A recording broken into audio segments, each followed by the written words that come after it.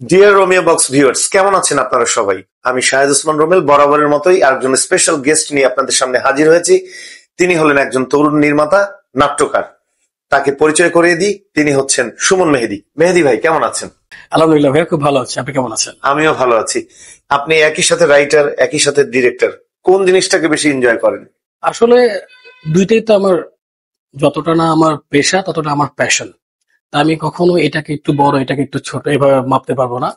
আমার দুটোই ভালো লাগে এবং দুটো করতে আমার মানে এতটাই ভালো লাগে, আমি আপনাকে ধরেন এটা কথায় মানে বুঝিয়ে বলা যায় না। আপনার নাটকগুলোতে আমরা দেখি সব নাটকেই আপনার নিজের লেখা। এটার কারণ কি? অন্য কোনো রাইটারের লেখা নাই? নিজের নাটকে নিজের লেখাটাই কি স্বাচ্ছন্দ্য বোধ করেন? একটু ক্রিটিক্যাল প্রশ্ন করেছেন, এটা আসলে আমি একটু সহজভাবে বুঝিয়ে বলি। আর আমার প্রত্যেকটা নাটক আমি নিজেই লিখি এবং পরিচালনা করি, তার উদ্দেশ্যটা একটাই, আমি খুব কম কাজ করি, আমি খুব সিলেক্টিভ কাজ করি। তো আমি একটা গল্প ধরেন, সেটা আমি একটা ভাবলাম, আমি একটা গল্পটাকে ভিজুয়ালাইজ করলাম, সেটা আমি যতটা খুব সুন্দরভাবে আমি ফুটিয়ে তুলতে পারবো, অন্য একটা গল্প সেটা অ্যাডপ্ট করতে আমার সেই টাইমটা বেশি লাগে। তো সেটা আমি কিছুটা ভয় পাই বলতে গেলে, কারণ একজন রাইটার যখন গল্প লেখে, সে তার একটা ভিশন থেকে লেখে। সেই ভিশনটা যদি আমি ক্যাচ করতে না পারি, অ্যাডপ্ট করতে না পারি, কারণ আমি তো মাত্র সবে শুরু করেছি, আমার এক্সপিরিয়েন্স খুবই কম। তো আমি আমার উপরে রিস্ক নেই। আমি আমার স্বপ্নটাকে, আমি আমার ভিশনটাকে, যেটা আমি ভেবেছি, যেটা আমি ভেবে গল্পটাকে লিখেছি, চরিত্রটাকে সাজিয়েছি, সেভাবে আমি ট্রাই করি। এভাবে করতে করতে করতে যখন আমি খুব এক্সপিরিয়েন্স, আমার যখন আরো বেশি এক্সপিরিয়েন্স গ্যাদার হবে, তখন আমি আমার কাজের পাশাপাশি, যখন আমার গল্প সংকট বা আমার আরো বেশি গল্প, আরো ভেরিয়েন্ট দরকার, তখন অন্যান্য গল্প আমি নিতে পারবো। বাট এখন আপাতত আমি আমার নিজের গল্প আর কি কমফোর্টেবল কাজ করতে। এত চমৎকার গল্পগুলো আপনার মাথার ভেতরে কিভাবে আসে? আসলে গল্পের সোর্স তো হচ্ছে মানুষ এবং আমাদের আশেপাশে পরিবেশ। তো যখন আমাদের কাছে কখনো লাগে না আমরা একটা গল্প বানাবো, এভাবে আসে না আমাদের। যখন আমাদের রেগুলার লাইফে আমরা যখন থাকি, লাইক যে কোনো জায়গায় হতে পারে, পারিপার্শ্বিকতা। পারিপার্শ্বিকতা যে কোনো হতে পারে, কোনো একটা ক্যারেক্টার বা কোনো একটা মোমেন্ট ক্রিয়েট হয়। সেই মোমেন্টটা যখন অ্যাজ এ আমার আমার কাছে ক্যাচ করে, আমার কাছে ওই মোমেন্টটা নিয়ে আমি ভাবি যে এই একটা মোমেন্ট হলো বা এই একটা ক্যারেক্টার বা এটা আমি দেখলাম, আচ্ছা এটা কি নিয়ে কিছু করা যায়। তখন তার আশেপাশে সারাউন্ডিং অনেকগুলো এলিমেন্টস অ্যাড হয়, আরো আনুষঙ্গিক চরিত্র অ্যাড হয়, অনেকগুলো দৃশ্য অ্যাড হয়, নাটকীয়তা অ্যাড হয়, এভাবে গল্প হয়। কারণ গল্প এবং আর আসলে গল্প লেখার বা গল্প নাট্যকারের ইয়ার কোনো লিখিত কোনো ল নাই যে এভাবে করতে হবে। ঠিক আছে, এটা লিখিত কোনো ল নাই। এটা বেসিক্যালি হিউম্যান নেচার থেকে যে ফিলটা, যে এক্সপিরিয়েন্সটা আমরা গ্যাদার করি, সেটাই বেসিক্যালি সুন্দর করে লিখে গুছিয়ে নাট্যরূপ দেওয়া, এটাই হচ্ছে আমার কাছে নাট্যরূপ। আপনি অসংখ্য শর্ট ফিল্ম বানিয়েছেন, প্রায় 50টির অধিকের বেশি নাটক। তো এর মধ্যে আপনার প্রিয় 3-4টা নাটকের নাম যদি বলতেন। সবগুলোই তো আপনার সন্তানের মতো, তারপরে ইউটিউবে দেখতে পাবে দর্শকরা, এরকম 3-4টা নাটকের নাম যদি বলতেন দর্শকদের জন্য। আসলে আপনি এটা ভালো বলেছেন যে সবগুলো কন্টেন্ট বা সবগুলো নাটকই আমার নিজের সন্তানের মতো বা আমারই একটা অংশ। তো আমি অ্যাকচুয়ালি কোনটা কোনটা ভালো বা কোনটা আমার থেকে বেশি প্রাধান্য পাবে, এটা বলা আমার জন্য একটু ডিফিকাল্ট। বাট আমি মেনশন যদি করতে চাই, আমি করতে পারি আমার প্রথম ফুল লেন্থ একটা কন্টেন্ট বা নাটক, যাই বলি না কেন আমরা, দ্য ট্র্যাপ। এটা একটা সাইকোলজিক্যাল ক্রাইম থ্রিলার ছিল, যেটা তৎকালীন সময় হচ্ছে গিয়ে আমরা ওই রেপ ভিক্টিমাইজড এর উপরে কাজ করেছিলাম। তো আমি আমি সবসময় চেষ্টা করি যে একটা সোশ্যাল ইস্যু ক্রিয়েট করে একটা গল্প রেডি করা। তখন এটা প্রথম আমি কাজ করেছি। তো তখন এটা খুব বেশি ভিউজ হয় না, এখন তো ইউটিউবের জামানা। ইউটিউবে ভিউজ না হলে সেই নাটকটা বা সেই কন্টেন্টের খুব একটা গ্রহণযোগ্যতা মানুষের কাছে হয় না। বাট যারা দেখেছে 70-80 হাজার মানুষ, তারা সবাই প্রশংসা করেছে, না গল্পটা ভালো, মেকিংটা ভালো হয়েছে। তো আমি চেষ্টা করছি তারপর থেকে আরো কত ভালো করা যায়, কারণ ওইটাই তো শেষ না, আমাকে আরো শিখতে হবে, আরো আরো ভালো ভালো কাজ করতে হবে। তো তারপরে আমার যদি আর একটু রিমার্কেবল কিছু করতে যাই বা বলতে যাই, দ্য লাস্ট ট্রেন, এটা আমি মেট্রোতে শুট করেছিলাম ধরতে গেলে। আর এটা অনেকটা মেট্রো যে কর্তৃপক্ষ, তার সাথে অনেকটা লুকোচুরি করে এই শুটটা করতে হয়েছে। এটা শর্ট ফিল্ম, এটা 12 মিনিটের শর্ট ফিল্ম। এটা 2023-এর ভ্যালেন্টাইনের উপলক্ষে করা, তখন মেট্রো সবে উদ্বোধন হয়েছে। তো সেই সময় আর কি শুট করা। এটা দ্বিতীয়। আর তৃতীয় আমার সবচেয়ে পছন্দের গল্প যদি বলি তাহলে কলঙ্কিনী। এটা একটা পারিবারিক গল্প।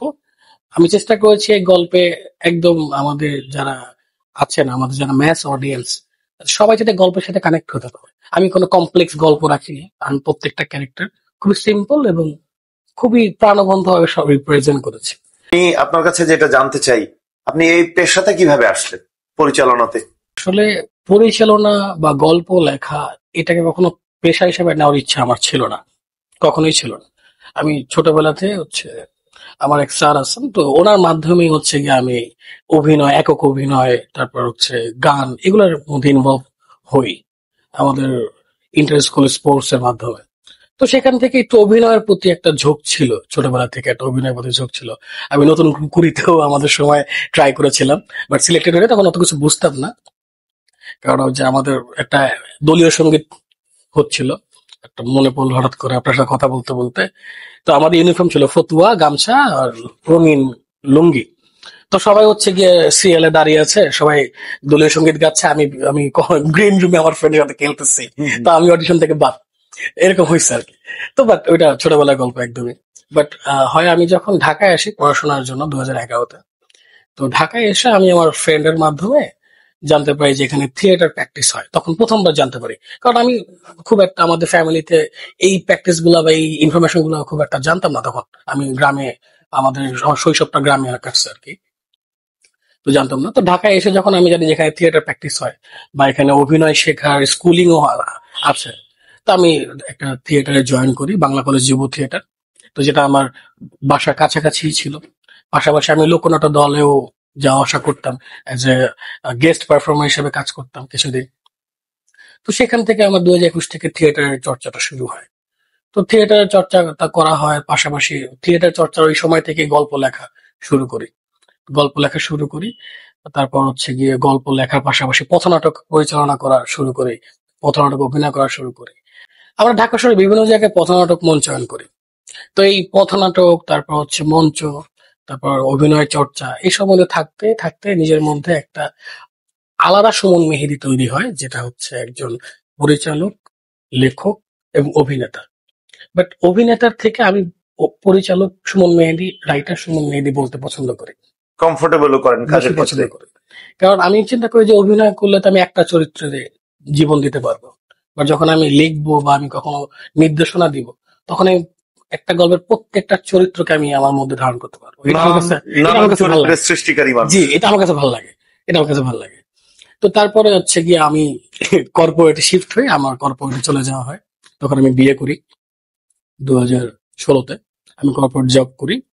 তো দীর্ঘদিন কর্পোরেট জব, কর্পোরেট লাইফ, আর পাশাপাশি অফিসের পাশাপাশি মাঝে মধ্যে শো থাকলে শো করা হতো। এখন আপনি তো জানেন, যারা আমরা থিয়েটার ব্যাকগ্রাউন্ডের মানুষ বা যারা আমরা থিয়েটার চর্চার সাথে কোনোভাবে সম্পৃক্ততা আছে, আমাদের মনের মধ্যে না মঞ্চের জন্য একটা মানে কাঁদে, মঞ্চে যাওয়ার জন্য কাঁদে।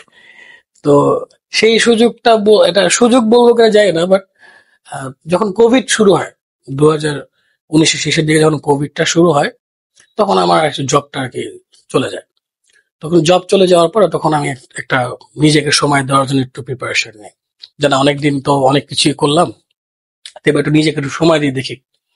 তো আমি আমাকে সময় দিলাম, সময় দিয়ে আমি আমার বাসায় একটা ডিএসএলআর ছিল, পুরনো, অনেক অনেক ওল্ড মডেলের, মডেলটা আমার এক্সাক্টলি মনে নেই, 60D বা 60-70D এরকম কিছু একটা হবে। তো সেই ডিএসএলআর দিয়ে আমি একটা শর্ট ফিল্ম শুট করি আমার লাইফের প্রথমবার। আমি কখনো এর আগে কোনো ভিজুয়াল কন্টেন্ট শুট করি নাই। তো আমি সেটা শুট করি, আমি একটা গল্প লিখে আমি শুট করে, আমার থিয়েটারে কিছু ছোট ভাই বোন ছিল, তো ওদের সহযোগিতা নিয়ে এটা শুট করি। তো শুট করে আমি আমার নিজের মতো করে এডিট করি, এডিট করে দিই না, ঠিক আছে, ঠিক আছে। তো আমাকে এক ভাই বললো যে এটা একটা কাজ করো, এটা একটা ভালো সাবজেক্ট, তুমি এটা একটা ফেস্টিভ্যালে পাঠাও। তো আমি সেটা তার কথা মতো একটা ফেস্টিভ্যালে পাঠাই। তো সেটা সেই ফেস্টিভ্যালে পারফর্ম করে, পারফর্ম করে 4th প্লেস আর কি সে আর কি পায়। তো তারপর থেকে আমার মধ্যে একটা ইয়ে আসে না, যেহেতু আমি সাহস চলে আসে। সাহস আসে যে আমি মনে হয় আর একটু গুছিয়ে আর একটু ভালো করতে পারবো। তা আমি এখন আমার সার্কেলের মধ্যে অনেকে আছে যারা এখন প্রতিষ্ঠিত অভিনেতা, পরিচালক, লেখক। তো অনেকের কাছে আর কি সাহায্য বা কি বলে সাপোর্ট বা কিছু জিনিস জানার জন্য আমি তাদের আশেপাশে যাই বা তাদের কাছে যাই। তো সবাই সবার কাজে ব্যস্ত, সবাই সবার মধ্যে ব্যস্ত। আমাকে এক্সট্রা করে সময় দেওয়ার জন্য তাদের সময়টা ওভাবে হয়ে উঠতেছে না। তো আমি সবচাইতে ইউজফুল এবং ফ্রেন্ডলি টুল মনে করি আমাদের হাতে স্মার্টফোন। যে আমাদের হাতে স্মার্টফোন, যে এটা এটা যদি থাকে এবং ইন্টারনেট যদি অ্যাভেলেবল থাকে, তা আমি যে কোনো কিছু আমি জানতে পারবো, শিখতে পারবো, বুঝতে পারবো। তো আমি ইউটিউবে সার্চ করে, রিসার্চ করে আমি কিছু ফ্রি কোর্স পেলাম, যেটা একটা বেসিক আইডিয়া দিবে বা বেসিক একটা নলেজ দিবে যে ফিল্ম মেকিং এর উপরে। তো সেটা আমি খুব ভালো মতো আয়ত্ত করার চেষ্টা করেছি, এখনো করতেছি। সবকিছু মনে রাখা, সবকিছু ঠিকভাবে অর্গানাইজ করা। তো সেটার মাধ্যমে আমি আরো কিছু কাজ করি, আরো 2টা শর্ট ফিল্ম আমি বানাই নিজেই। এবং আমি বারবার যে বলছি, সবাই যে বলছে গল্পটা ভালো ছিল, রিজনটা হচ্ছে গল্প ভালো ছিল বাট মেকিংটা উইক ছিল। কারণ স্বাভাবিক, আমি কিছুই জানি না মেকিং এর। আমি কোনটা কি শট বা কোনটা ক্যামেরা কি মুভমেন্ট, হ্যাঁ, বা কিছু মানে মেকিং ডিরেকশনের কিন্তু একটা গ্রামার আছে, বেসিক গ্রামার আছে। তো আমি তো জানি না, আমি জাস্ট কিছু দেখে করতেছি। তো একটু না দুর্বলতা থেকে যায় আমার কাছে, মনে হচ্ছে কি রে, গল্প লিখি একরকম, শুটও করি, কিন্তু ফিল আসে না। ফিল আসার জন্য হয় কি, কিছু প্র্যাকটিস দরকার, অসংখ্য প্র্যাকটিস দরকার, অনেক অনেক প্র্যাকটিস দরকার।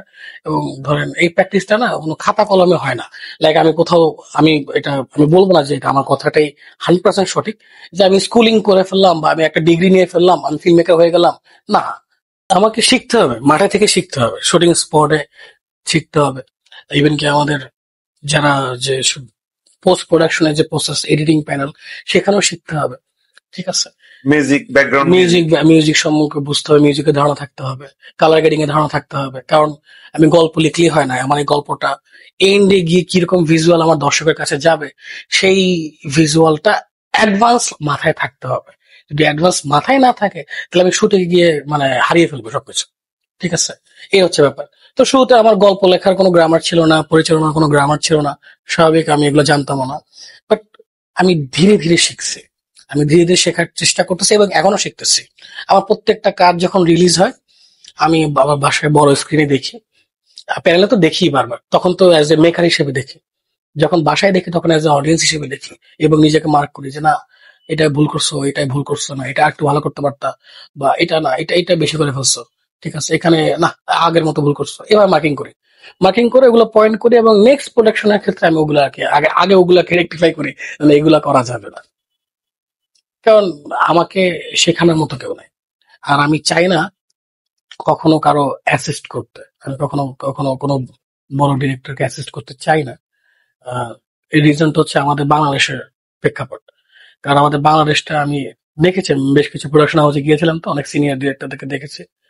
তো তাদের অ্যাপ্রোচটা সাথে আমি মানাতে পারি না, তাদের যে এনভায়রনমেন্ট, সেটা আমি খাপ খাওয়াতে পারতেছিলাম না। সেটা আমার দোষ, তাদের দোষ না, আমি পাচ্ছিলাম না।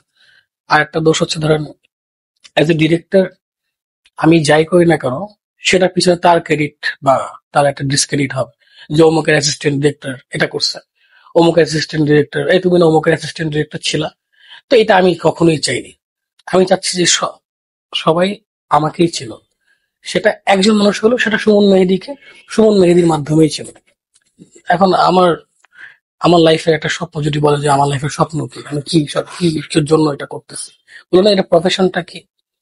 যে মঞ্চে যখন কাজ করতাম, মঞ্চে যখন অভিনয় করতাম, অডিয়েন্সকে দেখা যেত না, অডিয়েন্স জাস্ট ওই অন্ধকারের মধ্যে হাততালি দিত। ওইটাই আমাকে ইন্সপায়ার করতো আর আর একটু ভালো পারফর্ম করার জন্য। এখন তো ডিজিটালাইজ, ঠিক আছে, এখন তো কে কমেন্টস করে সব দেখা যায়, কে আমার ফ্যান সবকিছু দেখা যায়, এবং কোথা থেকে সবকিছু দেখা যায়। আমি চাই পৃথিবী জানুক সুমন মেহেদী জন্মেছিল, যেটা আমার কাজের মাধ্যমে ছাড়া আর কোনো উপায় নেই। আপনি একজন তরুণ এবং মেধাবী ডিরেক্টর। আমাদের দেশে প্রডিউসার সোর্স করতে গেলে কি ধরনের প্রবলেম গুলো ফেস করতে হয়? এমন একটা প্রশ্ন করেছেন, আমি সোজাসাপটা প্রশ্নের উত্তর দিতে গেলে অনেকের সাথে আমার খুব খারাপ একটা সম্পর্ক তৈরি হবে। বাট আমি একটু ঘুরিয়ে বলি, ঠিক আছে, যাতে কেউ কষ্ট না পায়। তো আমি যখন কর্পোরেটে ছিলাম, তখন আমার এক সিনিয়র ছিল, ওই বলেছিল, "তো তোমার সেলস তখনই গ্রো করবে যখন তোমার ফোন বুকে অসংখ্য মানুষ এবং অসংখ্য ক্লায়েন্টের ফোন নাম্বার থাকবে।" তো তখন ওনাকে বলছিলাম যে এটার মানে কি, ফোন নাম্বার থাকলে আমার সেলস বাড়বে বা আমার প্রোডাক্টের ভ্যালু বাড়বে মার্কেটে? বলছে বোঝো না এই কথা, তোমার কাছে ফোন নাম্বার আছে মানে তোমার কাছে মানুষ আছে। তোমার কাছে কন্ট্রাক্ট আছে, তোমার কাছে নেটওয়ার্ক আছে, সেই নেটওয়ার্কের মধ্যে তোমার ইমপ্রুভ হবে বা তোমার ডিমোশন হবে তোমার নেটওয়ার্কের মধ্যে, তুমি যেটা ইউটিলাইজ করতে পারো। আসলে প্রডিউসারের ব্যাপারটা কি, প্রডিউসার অনেক, এখন যারা প্রডিউসার আছেন তারা সবাই তো ব্যবসায়িক চিন্তা ভাবনা নিয়ে কাজ করতেছে। তো অবভিয়াসলি তারা এটা ব্যবসায়ী করবে। হ্যাঁ, এখানে মানে ভিউ দিতে হবে। এখানে ভিউ দিতে হবে, ব্যবসা দিতে হবে। এখানে কেউ দান খয়রাত করতে আসে না, ঠিক আছে? দান খয়রাত করতে আসে না। তো কোন প্রডিউসার বাইবের সাথে যদি আমার এজ বাইক মিলে যায়, সেটা হতে পারে সে আমার গল্পটা পছন্দ করতেছে বা সে আমার ওয়ে অফ অ্যাপ্রোচ পছন্দ করতেছে। রিমুনেশনটা আমি মাথায় রাখি না কখনো, আমি কখনো আমার রিমুনেশন মাথায় রাখি না। আমার গল্পের জন্য একটা বাজেট দরকার, আমার এই আর্টিস্টের জন্য এই একটা বাজেট দরকার, এটা দিচ্ছেন, আমি কাজ করতে রাজি হচ্ছে। আপনি আমাকে কি দিবেন এটা আপনার ব্যাপার। আপনি যদি মনে করেন আমি এই আমার রেমুনেশনটা পাওয়ার জন্য ক্যাপাবল, আপনি দেন, আমি খুশি হয়ে নিব। আপনি যদি মনে করেন না আমি ক্যাপাবল না, তাহলে ভাববো না, তাহলে আমি আপনার কাছে ওনা ক্যাপাবল না, তাহলে আমাকে আর্ট ইমপ্রুভ করতে হবে। আমি এভাবে ভাবি। আমি কখনো আমার আমার আর্ট, আমার ক্রিয়েটিভ সাইড নিয়ে আমি কোনো দাম দর করতে পারি না যে ভাই আমাকে এটা দিতে হবে, আমাকে এটা দিতে হবে। এটা দাম দর করার জিনিস না। আমাদের দেশে আরেকটা সমস্যা আছে, আমাদের দেশে তো মৌসুমী প্রডিউসারও আছে যারা আসলে ব্যবসা বোঝে না বা মিডিয়া বোঝে না, হুটহাট কিছু টাকা নিয়ে নেমে যায় কিছু কাজ করবার জন্য, তাদেরকে নিয়েও তো প্রবলেম ফেস করতে হয়। এরকম কি কোনো অভিজ্ঞতা আপনার আছে?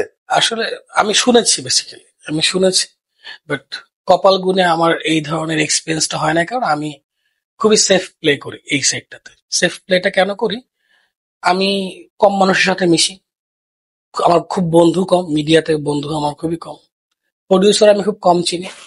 আমি দেখা যাচ্ছে যার কাজটা আমি করেছি 2020 সালে, সে আমাকে এখনো কাজ দিচ্ছে, ঠিক আছে? তা আমার এই প্রডিউসার খুঁজতে হবে, এই নতুন প্রডিউসার হান্ট করো, এই করো, আমার না কখনো এটা মাথায় থাকে না। আমার মাথায় থাকে একটা ভালো গল্প, একটা ভালো গল্প কিভাবে আর একটু বের করা যায়, একটা নতুন কিছু করা যায় কিনা।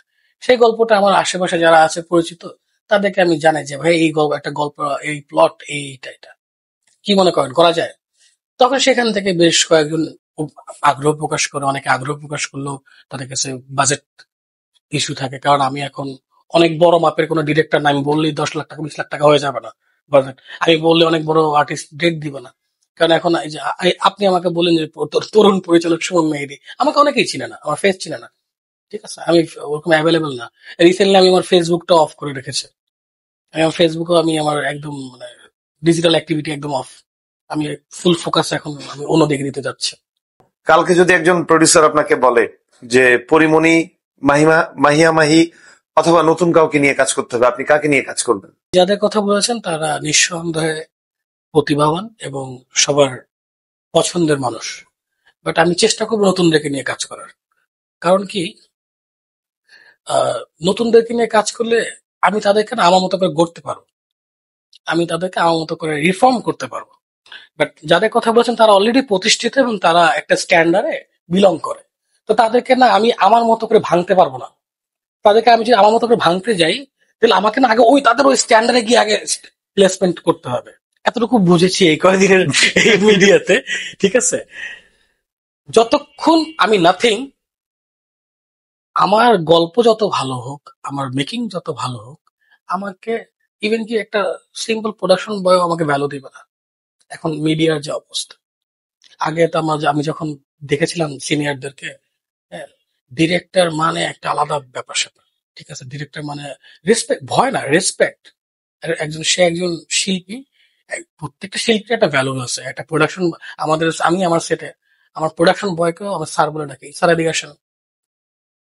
কারণ আমি আমি আমি শিখেছি সম্মান দিলে সম্মান পাওয়া যায়। তো আমি চেষ্টা করি ওই সম্মানটা অর্জন করা। যখন আমি সম্মানটা অর্জন করবো, আমি ভালো কিছু আরো আরো ভালো কিছু করতে পারবো। আর নতুনদেরকে নিয়ে কাজ কর, নতুনদেরকে নিয়ে করব। কারণ পুরোনোদের কাছে এখন আমি যেতে চাচ্ছি না। কারণ তারা আমাকে ওই জায়গাটা এখন দিবে না, সহজেই দিবে না। ওইটা আমার আর্ন করতে হবে। তা আর্ন করার জন্য একটা সেফ স্পেস কিন্তু নতুনরাই। আপনি তো নিজেও একজন অভিনেতা, মঞ্চে কাজ করেছেন এবং এখন পরিচালক, কিন্তু অন্য কোনো পরিচালক যদি আপনাকে মুখ্য চরিত্রে আপনাকে কাস্ট করে, তাহলে আপনি সেই সিনেমাটিতে কাজ করবেন কিনা? যে প্রশ্নটা করেছেন, এটা আমার কাছে প্রশ্ন, এটা আমার কাছে আকাশ কুসুম ভাবনা।